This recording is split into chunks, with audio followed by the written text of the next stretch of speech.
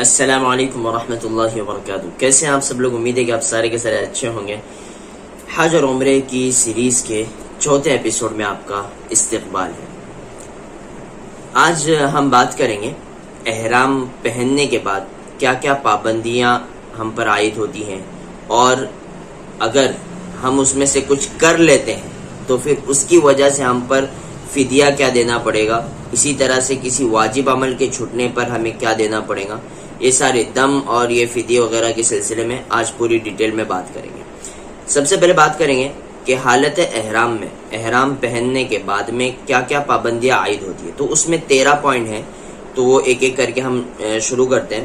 سب سے پہلی جو چیز ہے وہ یہ کہ مرد کے لیے بدن کو گھیرنے والی چیز کا پہننا، جیسے کرتا ہوا، پائجامہ ہوا، انڈرویئر ہوئی، بنیان، موزے، سویٹر، لنگوٹ، ہاتھ پیر کے سوجن کا پٹا اور کاندھے پر احرام کی چادر روک کے رکھنے کے لیے بٹن یا پنگ کا لگانا یہ جائز نہیں ہے. یہ مرد کے لیے. البتہ ہاتھ میں گھڑی پہن سکتا ہے، انگوٹھی پہن سکتا ہے، چشمہ، کمر بیلٹ وغیرہ یہ سب جائز ہے. اسی طرح سے مرد کے لیے ٹوپی، امامہ، رومال وغیرہ سے سر ڈھکنا یہ جائز نہیں ہے مرد کے لیے. ٹھیک ہے. سونے کی حالت میں بھی اس بات کا خیال رکھنا چاہیے کہ ہماری جو چادر ہے نا وہ سر پر نہ چلی جاوے. البتہ نیند کی حالت میں خود بخود چلی جاتی ہے تو کوئی مسئلہ نہیں ہے، تو معاف ہے. ٹھیک ہے. اسی طرح سے چھتری یا ہاتھ سر پر رکھے یا سر پر زخم کی پٹی لگی ہو اور اس سے کچھ سر یا مکمل سر ڈھک جائے تو کوئی حرج نہیں ہے. تیسرا جو ہے وہ یہ عورتوں کے لیے. عورت کے لیے چہرے پر نقاب ڈالنا اور ہاتھ میں دستانے، ٹھیک ہے، یہ پہننا جائز نہیں ہے. لیکن عورت کیپ استعمال کر کے، جو کیپ ہوتی ہے اس کے اوپر نقاب لے سکتی ہے. پھر اگر بلا اختیار کپڑا چہرے کو لگ جاتا ہے اور فوراً ہٹا دے تو یہ معاف ہے، ورنہ گناہ کے ساتھ فدیہ بھی دینا ہوگا. کیپ پہن لیے، ابھی چونکہ چہرہ کھلا رکھنا ہے، لیکن اگر ہم کیپ پہن کے اس کے اوپر پردہ ڈالتے ہیں تو کوئی مسئلہ نہیں ہے. لیکن اگر وہ مس ہو جاتا ہے، ٹچ ہوتا ہے ہمارے چہرے سے اور فوراً ہٹاتے ہیں تو کوئی مسئلہ نہیں. لیکن ٹچ ہوا رہتا ہے یا پھر اپنی حرکت کی وجہ سے ہوتا ہے تو پھر گناہ بھی ہوگا، فدیہ بھی دینا ہوگا. مرد کے لیے چہرہ ڈھکنا حرام نہیں ہے، لہٰذا وہ بدبو سے بچنے کے لیے ماسک وغیرہ چہرے کو باندھ سکتے ہیں.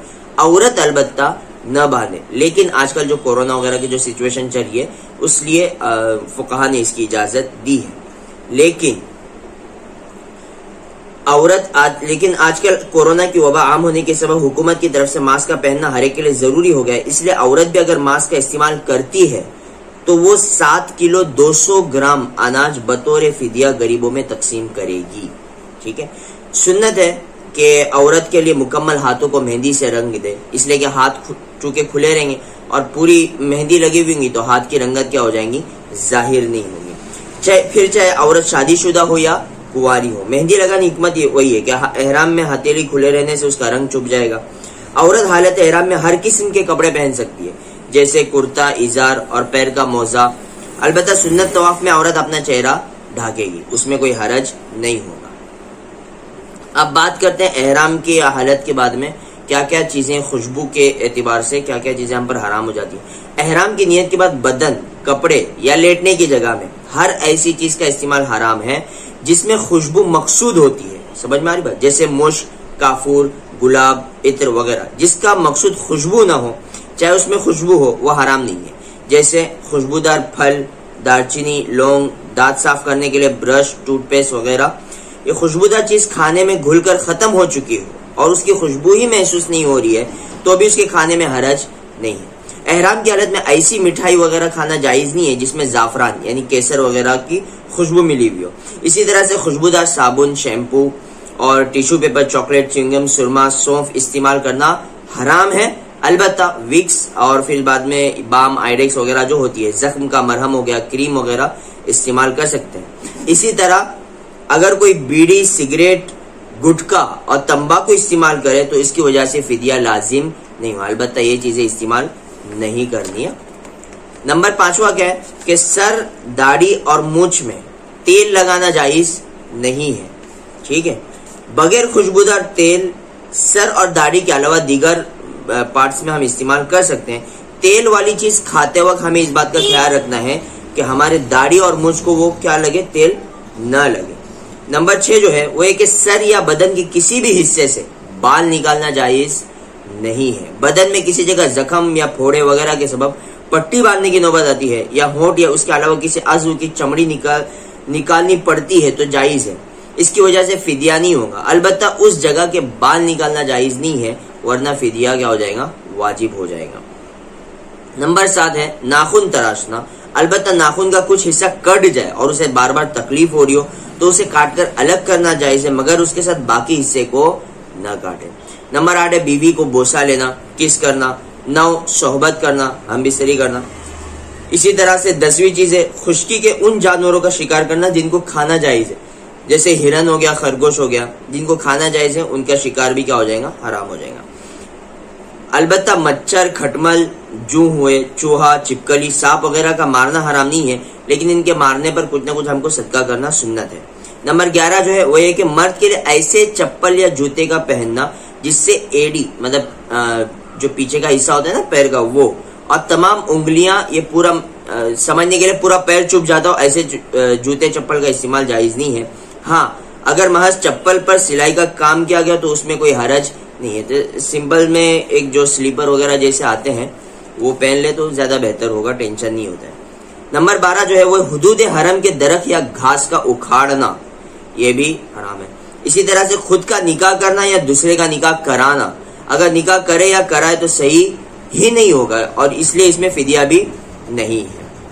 अच्छा, मज़कूरा ये जो एहराम की पाबंदियां थी उसमें से अगर हम कोई चीज करते हैं तो उस पर क्या फिदिया होगा, तो इसके सिलसिले में अभी हम बात करेंगे। सबसे पहले हम बात करते हैं फिदिये के सिलसिले में कि हज या उम्रे में कुछ हमारे आमाल में कमी कोताही हो जाती है तो वह रुकन में हो गई तो वो तो रुकन को करना ही है। वाजिब अमल में अगर आगे पीछे हो जाता है तो उसका क्या फिदिया होगा। किसी वाजिब का छूट जाना, जैसे मिकात से एहराम न बांधना, मसलन हज तमत्तु, हज किरान करने वाला तो मिकात से नहीं बांधते ना, मक्का ही से बांधेगा। इसी तरह मुजदलिफा की रात या अय्याम तशरीक मीन्स 11, 12, 13 जुल्हिज्जा के तीनों दिनों की रमी या मीना में तीनों रात गुजारने को छोड़ना या अलविदाई तवाफ किए बगैर मक्का से 81 किलोमीटर का फासला तय करना, तो मज़कूरा तमाम सूरतों में एक बकरा ज़बा करना क्या है, वाजिब होगा। अगर कोई इससे आजिज हो तो 10 रोजे रखे, 3 रोजे हज में रखे और 7 रोजे घर पर आकर रखे। ठीक है। इस सिलसिले में एक मसला है कि अगर एक दिन की रमी या मीना में एक रात गुजारना छूट जाए तो एक मुद यानी 600 ग्राम अनाज, और 2 दिन की रमी या 2 रातें छूट जाए तो 2 मुद यानी 1200 ग्राम अनाज हरम ही के किसी मिस्किन को देना जरूरी है, गरचे वो मिस्किन किसी दूसरी जगह से आया हो। ये बात हो गई वाजिब अमल के छूटने पर। ठीक है। अब एहराम की जो चीजें हराम थी ना, उसकी वजह से अगर कोई हम उसमें से कुछ कर लेते हैं तो फिर उसकी वजह से क्या फिदिया होगा। तो देखो, अगर 3 बाल या 3 नाखून एक साथ निकाले तो ममनुआ लिबास पहने, खुशबू लगाए, सर छुपाए, सर या दाढ़ी में तेल लगाए, सोहबत के अलावा शहवत के साथ बोसा वगैरह, किस वगैरह कर ले तो एक दम देना या 6 मिस्किनों को 7 किलो 200 ग्राम अनाज देना, हर मिस्किन को 1200 ग्राम या 3 दिन रोजे रखना जरूरी है। मज़कूरा तीनों में से जिस पर चाहे अमल कर सकता है, या तो एक दम देगा या फिर 6 मिस्किनों को खिलाएगा जिसमें से हर मिस्किन को 1200 ग्राम आ जाएगा अनाज, या फिर इसी तरह से 3 दिन रोजे रख सकता है। इन 3 में से कोई एक कर ले। अगर एक बाल या एक नाखून निकाला है तो 600 ग्राम अनाज, और 2 निकाले हो तो 200 ग्राम अनाज हरम ही के किसी मिस्किन को देना जरूरी है। जो बाल खुद ब खुद झड़ जाए तो उसकी वजह से फिदिया नहीं होता। अब एक मसला आता है कि आजकल जो अनाज वगैरह तो नहीं लेते, पैसे वगैरह लेते हैं, तो फिदिये में अगर कोई अनाज लेने के लिए तैयार ना हो तो पैसे भी देना दुरुस्त है। ठीक है। अब एक सबसे बड़ा मसला है कि सोहबत की वजह से हज उम्रे का क्या हुक्म हो जाता है, इसलिए कि सोहबत भी हराम है। तो सोहबत की वजह से हज उम्रा क्या हो जाते हैं, फासिद हो जाते हैं, मतलब खत्म हो जाते हैं, टूट जाते हैं। लिहाजा फासिद होने के बाद भी इन्हें मुकम्मल करे और आइंदा साल फौरन इस फासिद हज की क्या करेगा, कज़ा करेगा। ऐसा नहीं कि अब सोहबत होगी तो अब हज नहीं, अरे हज छोड़ देंगे, अभी हज करके फायदा क्या है, आइंदा साल तो आना ही है। नहीं, हज मुकम्मल भी करेगा और आइंदा साल फौरन हज की कज़ा भी करेगा। और उम्रे की कज़ा उसी वक्त करे, इसलिए कि हज साल भर में एक ही हो सकता है और उम्रे कई अदा किए जा सकते हैं। और एक ऊंट का दम दे, कितना, एक ऊंट का दम। ये ना हो सके तो एक गाय, ये ना हो सके तो 7 बकरियां, ये ना हो सके तो एक ऊंट की कीमत का अनाज खरीद कर सदका करे, یہ بھی ممکن نہ ہو تو اونٹ کی قیمت میں جتنے مد اناج مل سکتا ہے اتنے روزے رکھنا ہے.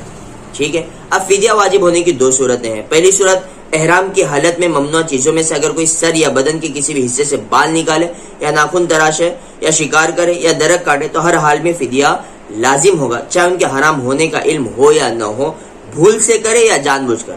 یہ جو صورتیں ہیں نا، سر یا بدن کی کسی بھی حصے سے بال نکالے، ناخن تراشے، شکار کرے، درخت کاٹے، تو اس میں ہر حال میں فدیہ لازم ہوتا ہے. بھول کر کرے، جان بوجھ کر کرے، کیا کرتا ہے وہ کرے، علم ہو نہ ہو، فدیہ لازم ہوگا. دوسری جو صورت ہوگی کہ اگر وہ سلا ہوا یعنی گھیراؤ کیا ہوا کپڑا پہنے، خوشبو لگائے، سر داڑھی اور مونچھ میں تیل لگائے، صحبت کرے یا کس وغیرہ کر لے، تو ایسی صورت میں فدیہ واجب ہونے کے لیے ضروری ہے کہ اسے علم ہو کہ یہ نہیں کرنا چاہیے تھا. ٹھیک ہے. اگر علم تھا، جان بوجھ کر کیا تب فدیہ لازم ہوگا. البتہ اگر کسی کو مسئلے کا علم ہی نہ ہو یا علم تھا لیکن بھول گیا تھا تو ایسی صورت میں فدیہ لازم نہیں ہوگا. تو یہ تفصیل تھی کہ احرام پہننے کے بعد میں ہم پر کیا کیا چیزیں حرام ہوتی ہے، اگر وہ کرتے ہیں تو پھر اس کے بعد میں کیا فدیہ ہم کو دینا پڑتا ہے. اسی طرح سے واجب عمل کے چھوٹنے پہ ہم کو کیا کرنا پڑے گا. تو امید کرتے ہیں آپ کو ساری چیزیں سمجھ آ گئی ہوگی. ابھی بھی آپ سے گزارش کرتے ہیں کہ آپ نے حج کا مکمل طریقہ، عمرے کا مکمل طریقہ نہیں دیکھا ہے تو جا کر ہمارے دوسرے تیسرے ایپیسوڈ کو ضرور دیکھیں. اور بس آج کی ویڈیو میں اتنا ہی. آج کی ویڈیو زیادہ لمبی نہیں کرتے، کل پھر ملیں گے انشاءاللہ. مکے مدینے کے اعمال، مدینے میں مکے میں کیا کیا اعمال ہمیں کرنے ہیں اس کو کور کریں گے. ٹھیک ہے انشاءاللہ. دعا میں یاد رکھیں، آپ اپنا بھی خیال رکھیں، اپنے گھر والوں کا بھی خیال رکھیں. ملتے کل انشاءاللہ. اللہ حافظ. السلام علیکم ورحمۃ اللہ وبرکاتہ.